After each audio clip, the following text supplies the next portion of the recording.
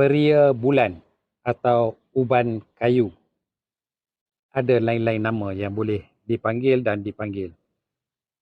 Daunnya yang kecil-kecil ni, yang muda, boleh makan buat sayur. Ada dua benda yang bagus dia. Daun ni, kita ambil daun ni, kita tumbuk-tumbuk lumat. Kalau gatal-gatal kulit, apa sebab dia gatal-gatal lah. Gatal-gatal kulit ni, dia lumat-lumatkan dia, sapu. Dia membantu.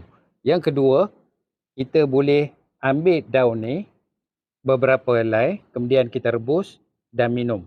Bagus untuk orang yang ada migraine. Minum 2 kali sehari, pagi, petang. Boleh bila-bila, lepas makan, sebelum makan, amalkan minum. Daun ni bagus dan boleh kita makan, macam makan sayur. Dan dia ada biji dia, bila dia kering, dia jadi hitam begini. Ni biji dia yang dah hitam. Allah, jatuh.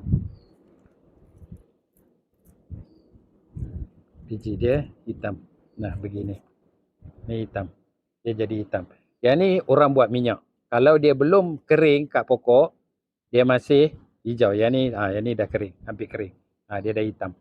Macam ni. Bila hitam ni, orang ada ambil buat minyak untuk perubatan. So, panjang cerita dia. Setakat ni, 2 ni dah cukup bagus. Wallahi.